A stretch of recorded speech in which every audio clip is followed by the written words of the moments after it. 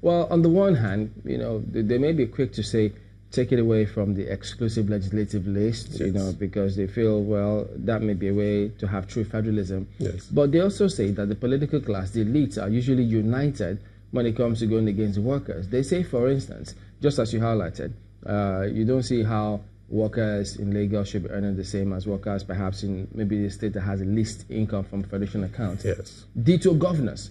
So why is it that a governor in Lagos will be earning the same thing as a governor who doesn't have as much? Legislators too. Legislators earn the same thing across the state. So what's wrong if we start from, after all, they are servants of the people. What's wrong if we say, okay, we'll do this in phases. We'll start with the governors at those states, take away the security votes. You can't earn the same thing if your revenue is not the same as Lagos, for instance. How about that? Legitimate arguments, as far as I'm concerned. Legitimate, yes. The income and expenditure must be relative to one another. You cannot spend what you don't have. So if one state is not earning as much as the other state, then what they spend should also not be the same. So as far as I'm concerned, those will be legitimate arguments. And I had said it here, the issue of the legislative arm of government already is creating a lot of anxiety in society and disaffection as to how large that amount of money is, emoluments and things like that. Personally, I think government is large. Across board or at the center? Across board. At the center, yes, even at the state levels, government is overbloated. The expenditure is high, not only for, let's say, counting the population of people, but even in the expenditure, the things we do with government money. There's a lot of expenses that can be. I don't want to use the word waste, but there's a lot of expenses that could be curtailed. What do we make of the argument of a school of thought that believes that the revenue allocation formula should be reviewed because they think that, well, if you're going to increase the minimum wage to 30,000 naira in order to accommodate states such that states can pay, yes, you need to review that formula and let the states earn more. Is that valid? It all comes down to this same issue as to the ability of the states to pay. Because even if you rejig the allocation formula, states saying give us more money, it's all still coming from the federal level. States need to be encouraged to generate their own income. We don't need to have to rely on the federal government each time. Every month, everybody goes to Abuja, in my view, cap in hand, to be paid some money, and then they come back and then they disperse and all that. States need to be able to generate their own income, be able to pay the salaries, provide the amenities that they think they can provide. And the only way we can do that is really if we run a true federation. We're not running a true federation at the moment. And if we are going to be honest with ourselves. Yes. Well, when the states argue that when they put forward the 22,500 naira, yes, do you really think, even as presently constituted, that that's how much they can really pay? Well, unfortunately, I'm not in a position to determine what they can pay. But we can see that a lot of states owe backlog of salaries. So that suggests already that there's a problem, even paying the 18,000 that they are paying. Are they a genuine problem, or because they haven't gotten their corporate governance issues right? Because if you look through, they have huge security votes. Nobody knows how much goes to governance for security votes. Exactly. How much do they need all of those civil service, the side, not even the civil service now, the agencies that they have? Do they need as much, the fleet, the convoy? If they cut down all of those, will it in any way help them pay up this minimum wage? I think you've just come back to what I had just said about waste in public service.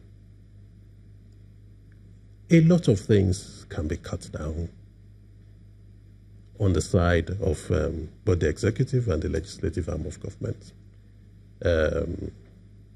The size of the convoys, the size of this, the votes, monies that are not accounted for, and all that. It's just too much money running around. that's not accounted for and are being used for other things. And as such, it affects the area that monies need to be spent. And in reality, if we want to grow, the recurrent expenditure is too high. At the center or states too? Everywhere. We spend close to 80% on salaries. But what do they do about that? If that's something, look, that would mean sack. So you can't... Well, let's put it this way. Luckily, we understand that the level of ghost workers has been reduced. But has it been totally eliminated? How much of this money is going to go into ghost workers' pockets? Thank God for BVN and TSA and all those. That it's been reduced. But are we sure it's been reduced to the minimum? So that is one thing. Secondly, you get to some offices. We all go there. You see one person, 3, 4, 5, 6 people doing nothing, really. We have to be realistic if we're going to need to develop. Growth must bring some level of sacrifice, bring some level of looking at the larger picture, looking at what is good for the nation. A lot of people won't like it because some of these positions and employments are sort of trying to help people. Again, it's payback for some people, or just take a job and all that. That's what really happens. So some of these positions, especially at the lower levels, are positions that can be eliminated. And sorry, let me just say this one. And when you go to most of the government offices, you'll see a lot of this staff at the lower levels doing their own business. They're selling food, they're selling clothes, they're selling recharge cards, they're doing a lot of things. Some of them don't even come to work.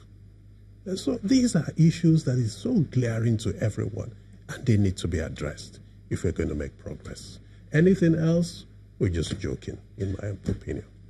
Well, you talked about capital expenditure, yes, and recurrent. And the recurrent expenditure. Yes. But let's look at the other things that could make this issue of minimum wage a little bit easier. Yes. Healthcare. Oh, yes, absolutely. Transportation. Power. Education. So how do we go about that now? I mean, the government will tell you that there's not enough funds to handle all of these things.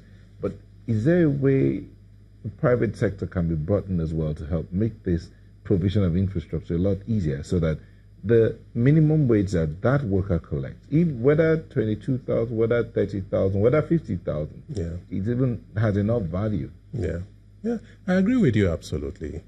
If healthcare was good and affordable, yes, it would go a long way. Transportation was good and affordable, fine. Infrastructure, power.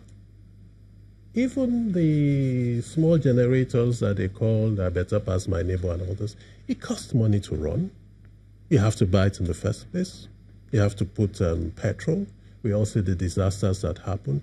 Some get burnt. Some people inhale carbon monoxide overnight because it's behind their windows or it's in the corridor of their bedrooms. These are additional costs to this nation which needs to be addressed. But when you say making sacrifices, yes, do you think the political class will be willing to make those sacrifices? I mean, if you tell them, do not drive in your convoys, enter the public transport. No, some will argue. I think that's stretching it a little bit. But you can still reduce the convoys. Reduce the convoys. Yes. Okay. Do not go outside of the country for medical attention. Use the hospitals. Yes. Do you think they'll be willing to sacrifice just so that they can fix the infrastructure here? Well, I think they need to do so. And then you see the problem we have is not just the leadership, it's also the followership. Yes. The people don't. The people are hoodwinked. Whether they are hoodwinked or sometimes they themselves make wrong choices, it's evident. The way the political gladiators are thrown out, really anybody discerning, because they're discerning, you should be able to know that you're not going to get anything out of this particular person. Okay, this person is going to go into governance. He's going to try and recoup all the money he has expended. The political process is also very difficult in throwing out train up leaders that can do things properly.